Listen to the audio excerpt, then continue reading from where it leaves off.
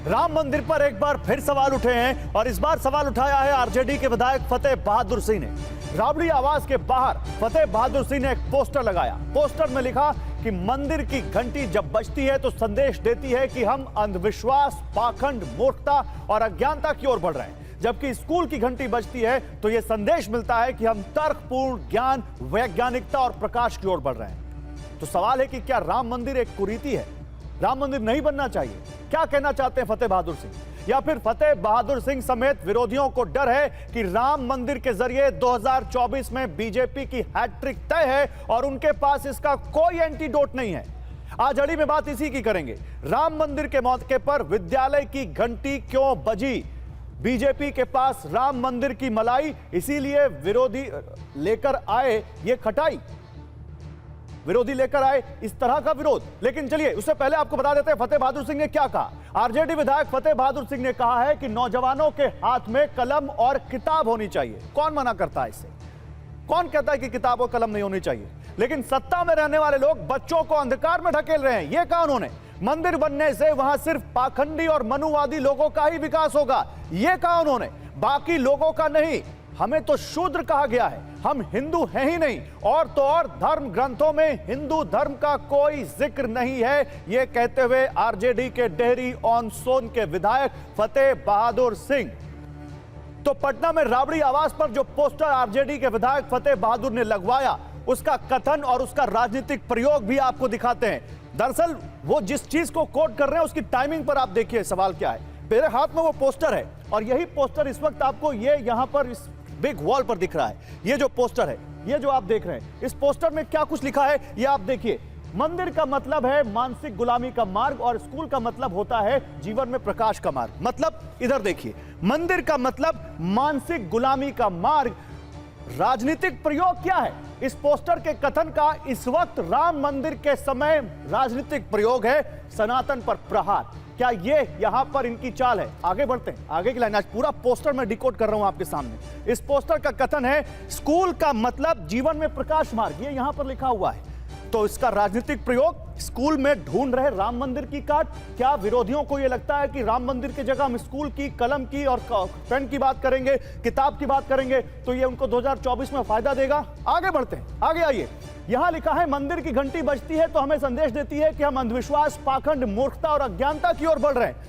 यानी ये जो कथन है इसका राजनीतिक प्रयोग क्या यह है कि हिंदुओं को बांटकर बीजेपी के वोट बैंक में सेंध लगाया जाए, हिंदुओं को वर्गों में एससी, एसटी, ओबीसी, ईबीसी, अगड़ा पिछड़ा इसमें बांटें और राम मंदिर के जरिए बीजेपी जिसको पूरा हिंदुओं को एक साथ लाकर 2024 में जो हैट्रिक बनाने की कोशिश कर रही है, क्या वो यहां पर कोशिश कर रहे हैं कि उसमें सेंध लगाओ? अब यहां देखिए, यहां लिखा है स्कूल की घंटी बजती है तो यह संदेश मिलता है कि हमें तर्कपूर्ण ज्ञान और वैज्ञानिकता व प्रकाश की ओर बढ़ रहे हैं। यानी कथन ये जो है इसका राजनीतिक प्रयोग, राम मंदिर ट्रस्ट ने स्कूल बनाया तो क्या संदेश आएगा? क्या ये जो कह रहे हैं कि स्कूल की घंटी बजती है, क्या राम मंदिर ट्रस्ट ने स्कूल की घंटी बजाई तो क्या उसका फायदा बीजेपी को मिलेगा? क्या उसका फायदा वहां उस स्कूल में पढ़ने वाले लोगों को नहीं मिलेगा? आखिरी लाइन, अब तय करना है कि आपको किस ओर जाना चाहिए। ये जो कथन है, क्या ये बीजेपी को ये कह रहे हैं, क्या ये राजनीतिक प्रयोग है कि बीजेपी को वोट या इंडिया को वोट देना है, या आपको तय करना है? वो राम मंदिर की बात करते हैं, हम स्कूल कॉलेज की बात करते हैं, वो पाखंड की बात करते हैं, हम बात करते हैं यहां पर ज्ञान की, हम बात करते हैं प्रकाश की। अब इसके उद्घाटनकर्ता कौन है? ये इस पोस्टर में लिखा हुआ है उद्घाटन करता है बिहार के शिक्षा मंत्री डॉक्टर चंद्रशेखर। और इनका बैकग्राउंड आपको मालूम है, रामचरितमानस की चौपाई पर इन्होंने सवाल उठाए थे, जिसको लेकर इन पर काफी सवाल उठे थे। अब इसके जो निवेदक हैं वो कौन है? निवेदक हैं फतेह बहादुर सिंह, आरजेडी के विधायक, जिन्होंने राम मंदिर पर सवाल उठा दिया और जो कहा उन्होंने वो मैंने अभी आपको बताया। और राम मंदिर के उद्घाटन को लेकर असदुद्दीन ओवैसी ने कल क्या कहा था वो भी देखिए। असदुद्दीन ओवैसी ने कहा था कि नौजवानों, मस्जिदों को आबाद रखो। हमने मस्जिद खो दी और आज वहां पर क्या हो रहा है, जहां 500 साल इबादत की वो जगह हमारे हाथ में नहीं।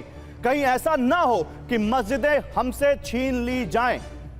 विश्व हिंदू परिषद के अंतर्राष्ट्रीय कार्यकारी अध्यक्ष आलोक कुमार ने आरजेडी विधायक के पोस्टर और ओवैसी के बयान पर जवाब दिया और कहा कि मंदिर को मूर्खता और पाखंड कहने वाले आरजेडी को समय आने पर समाज उत्तर देगा। और ओवैसी के मस्जिद वाले बयान पर कहा कि ओवैसी का मस्जिद पुनर्स्थापना की बात करना संवैधानिक व्यवस्था का अपमान करने जैसा है। और देखिए, इसी पर बात करने के लिए इस वक्त हमारे साथ आलोक कुमार जुड़ चुके हैं, वीएचपी के कार्यकारी अध्यक्ष हैं, अंतर्राष्ट्रीय कार्यकारी अध्यक्ष, और तमाम मेहमान अलग अलग पार्टियों से इस वक्त हमारे साथ हैं। हमारे साथ मोहम्मद हारून रशीद हैं, नेता हैं जेडीयू के शर्मा हैं, बीजेपी के प्रवक्ता हैं, सैयद असीम वकार हैं, एआईएमआईएम के प्रवक्ता हैं, प्रियंका भारती हैं, आरजेडी की प्रवक्ता हैं। अभी आलोक जी जुड़े नहीं है, शायद आलोक जी जुड़ेंगे तो उनके पास जाएंगे, लेकिन प्रियंका भारती, फतेह बहादुर सिंह मंदिर की घंटी से अज्ञानता, मूर्खता, अंधविश्वास और पाखंड का संदेश निकलने की बात कहते हैं। क्या ये आरजेडी का ऑफिशियल स्टैंड है और आरजेडी इस बात को पर उनका सपोर्ट करती है? माफी चाहूंगी, आप अपना नाम मुझे बताएंगे? गौरव जी, आपने उस स्लोगन का जो पोस्टर लिखा हुआ था उसको पूरा पढ़ा, अंत तक पढ़ा, लेकिन उसका आखिरी शब्द छोड़ दिया। उसका आखिरी शब्द था सावित्रीबाई फुले। वो कथन किनके हैं? सावित्रीबाई फुले जी के हैं। सावित्रीबाई फुले कौन थी? वो इस देश की सबसे पहली महिला शिक्षिका थी, जिन्होंने अपने साड़ी के ऊपर कीचड़ झेल कर न जाने क्या क्या झेला, क्योंकि उनको बेटियों का पढ़ाना उनका लक्ष्य था। इसलिए उन्होंने ये कथन दिया, क्योंकि बेटियों को पढ़ने की मनाही थी, नहीं पढ़ने दिया जाता था। वो शिक्षा पढ़ाने के लिए स्कूल जाती थी तो उनके ऊपर कीचड़ फेंके जाते थे, गोबर फेंके जाते थे, ताकि वो पढ़ा ना पाए। तो ये सावित्रीबाई फुले जी के कथन है, ताकि महिलाओं को शिक्षा मिल पाए, ताकि बेटियां पढ़ पाए। जहां पे पढ़ने की मनाही थी वहां पर लड़कियां आगे बढ़ पाए। पर आज क्या हो रहा है? आज आप स्वयं देख रहे हैं ना, बीएचयू में आईआईटी जाकर के वहां पर महिला छात्रा का बलात्कार होता है। बलात्कार करने वाले कौन? मोदी जी हमेशा कहते हैं कि माँ गंगा ने मुझे बुलाया, तो माँ गंगा ने उनके साथ साथ आईटी सेल के बलात्कारियों को भी बुलाया है क्या, कि आओ वहां पर जितनी महिलाएं हैं, छात्राएं हैं, विद्यार्थी हैं, सब तुम उनका बलात्कार करो। आप खुद हमें बताइए, महिला आयोग का रिपोर्ट का डाटा आया है कि 100 में से 50 बलात्कार के केस कहां से आ रहे हैं? महिलाओं पर हिंसा के केस कहां से आ रहे हैं? मंदिर से क्या कनेक्शन है प्रियंका? इसका मंदिर से क्या कनेक्शन है?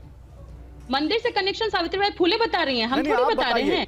आपने जो बीएचयू की घटना का जिक्र किया, आपने जो बीएचयू की घटना का जिक्र किया, उसका इससे क्या मतलब है?